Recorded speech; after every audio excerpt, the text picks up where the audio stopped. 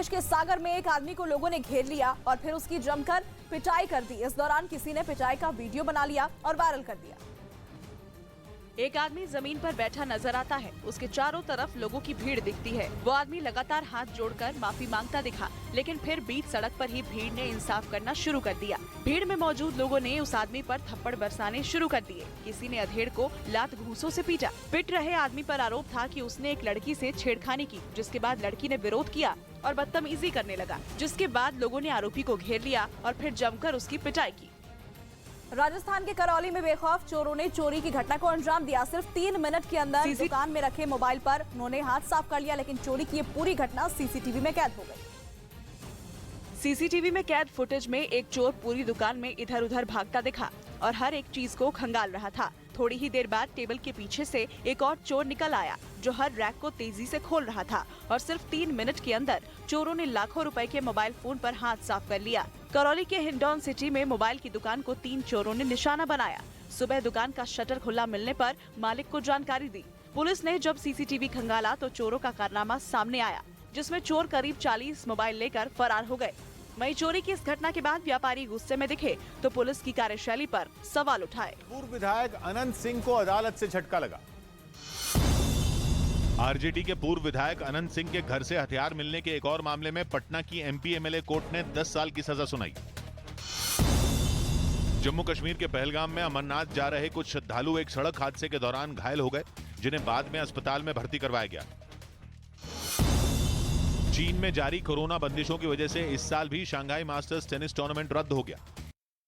पश्चिमी मीडिया ने दावा किया कि रूस ने नॉर्ड स्ट्रीम 1 पाइपलाइन से जर्मनी के लिए गैस की सप्लाई शुरू कर दी, जो यूरोप के लिए राहत वाली खबर है। मतलब यह कि पुतिन के प्रेशर गेम के आगे यूरोप के देश पस्त हो गए, क्योंकि रूस ने यूरोप को घुटनों पर लाने के लिए गैस की सप्लाई रोक दी थी। और दावा है कि पुतिन के इस पैंतरे से डरकर यूरोपियन यूनियन ने 2 दिन पहले रूस के बैंकों से प्रतिबंध हटाने के संकेत दिए थे, क्योंकि यूरोप के देश ये मानकर चल रहे थे कि जंग में यूक्रेन की मदद करने की वजह से रूस अब उनको गैस की सप्लाई कभी नहीं करेगा, जिसकी वजह से यूरोप के सामने बड़ा ऊर्जा संकट खड़ा होने का खतरा मंडराने लगा था।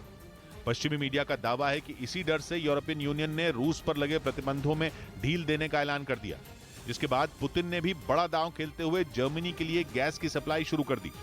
रूस नॉर्ड स्ट्रीम 1 पाइपलाइन से ही जर्मनी को गैस की सप्लाई करता है और वहां से गैस यूरोप के देशों को भेजी जाती है।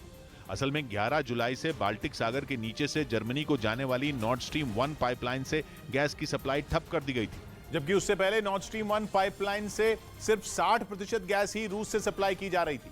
लेकिन जैसे ही 10 दिन पहले यानी 11 जुलाई को इस पाइपलाइन से गैस की सप्लाई बंद हुई तो पूरे यूरोप में खलबली मच गई थी। हालांकि गैस की सप्लाई रोकने के पीछे रूस ने रखरखाव और तकनीकी कारणों का हवाला दिया था, लेकिन यूरोप के देशों का मानना है कि गैस की सप्लाई बंद होना अचानक हुई घटना नहीं थी, बल्कि ये पुतिन की एक सोची समझी चाल थी, क्योंकि जर्मनी पहले से ही गैस की सप्लाई में आई कटौती की वजह से बेहद परेशान था और फिर 11 जुलाई से रूस से आने वाली गैस पूरी तरह से बंद हो चुकी थी।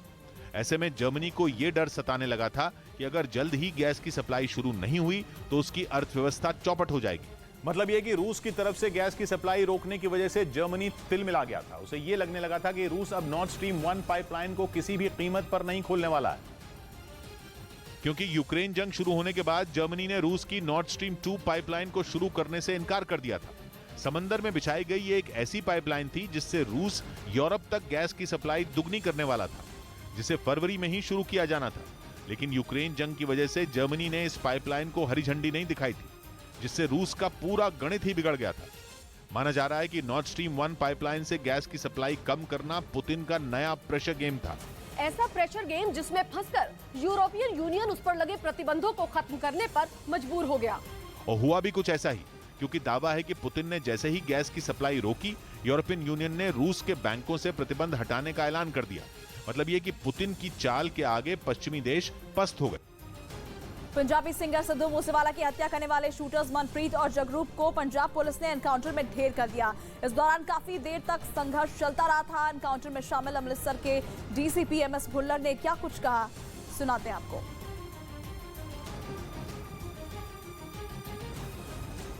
डीसीपी एमएस भुल्लर साहब हैं, ये वो अधिकारी हैं जो इनकाउंटर स्पॉट पर मौजूद थे इन्होंने काफ़ी अगुवाई की, अपनी फोर्स को वहाँ पर ले गए और जो दोनों गैंगस्टर थे उन्हें न्यूट्रलाइज करने की कोशिश की और उसके बाद वो इनकाउंटर में मारे गए। भुल्लर साहब, आपसे सीधे तौर पे जानना चाहेंगे, काफ़ी डेस्परेट ये दोनों गैंगस्टर थे, जिस तरह से सिद्धू मूसेवाला का इन्होंने मर्डर किया था और इनके पास से एक वेपन्स भी बरामद हुए। क्राइम सीक्वेंस के बारे में थोड़ा जानना चाहेंगे, टाइमलाइन क्या थी?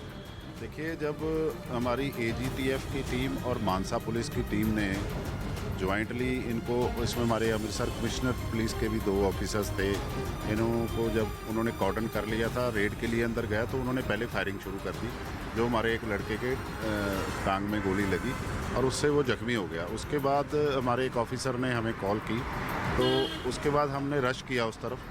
तो मेरे साथ एक SP थे, हम इकट्ठे बैठे हुए थे, तो हमने जाकर इमीडिएटली जब उस जगह के ऊपर पहुंचने की कोशिश की तो उन्होंने हमारे ऊपर भी फायरिंग की, जो हम वहीं गाड़ियों की ओट लेकर हम वहाँ पे छिप गए और वहाँ से हमने फायरिंग शुरू कर दी।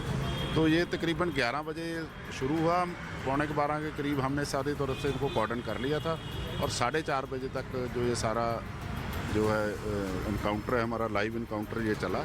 तो उसमें जो ADGP साहब ने बोला था पहले दिन, उसमें हमारे पास एक AK-47, उसका एक मैगजीन, 31 लाइव कार्टेजेस, 2 पिस्टल, एक 9mm का, एक 45 का और उसके कुछ लाइव कार्टेजेस जो हमें वहाँ से मिले हैं। उसके अलावा उनके कुछ कपड़े मिले हैं, एक टूटा हुआ फ़ोन मिला है। जो हमारी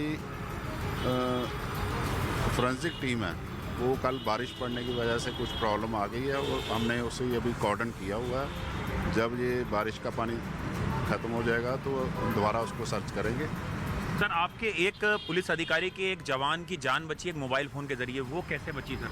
जो हमारे पीछे DCP इन्वेस्टिगेशन थे, उनके गनमैन जब गाड़ी से उतरने लगे तो वो एक आड़ लेकर एक सर्कल में से फायर कर रहा था। जो जैसे ही वो नीचे उतरा तो उसके यहाँ पे छाती के ऊपर गोली लगी और लकीली परमात्मा की तरफ से एक तो दूरी थोड़ी ज़्यादा सी, 250 मीटर तक हम बैठे थे, दूसरा उसके यहाँ पे मोबाइल था, तो मोबाइल में गोली लगने के कारण उसको चोट कम आई। और सरकार ने संसद में जानकारी दी कि करीब 1.5 लाख लोग हर साल भारत की नागरिकता छोड़ रहे हैं। एक सवाल के जवाब में केंद्रीय गृह राज्य मंत्री ने जानकारी दी कि दूसरे देश की नागरिकता लेने वाले लोगों ने निजी कारणों का हवाला दिया और भारत की नागरिकता छोड़ दी। केंद्रीय गृह राज्य मंत्री नित्यानंद राय ने संसद में बताया कि पिछले 3 साल में करीब 4 लाख लोगों ने भारत की नागरिकता छोड़कर दूसरे देश की नागरिकता ली, जिनमें करीब 1,63,000 लोगों ने 2021 में यह फैसला किया, जबकि 2020 में यह आंकड़ा 85,000 के आसपास था। यानी 2020 की तुलना में 2021 में दुगने लोगों ने भारत की नागरिकता छोड़ने का फैसला किया, जिनकी पहली पसंद बना अमेरिका। केंद्र सरकार ने संसद में यह भी बताया कि पिछले साल 78,000 से ज्यादा भारतीय लोगों ने अमेरिका की नागरिकता ली है। मतलब भारत की नागरिकता छोड़ने वाले ज्यादातर लोग अमेरिका जा रहे हैं। भारत के रईसों के विदेश शिफ्ट होने की खबर पिछले महीने भी आई थी।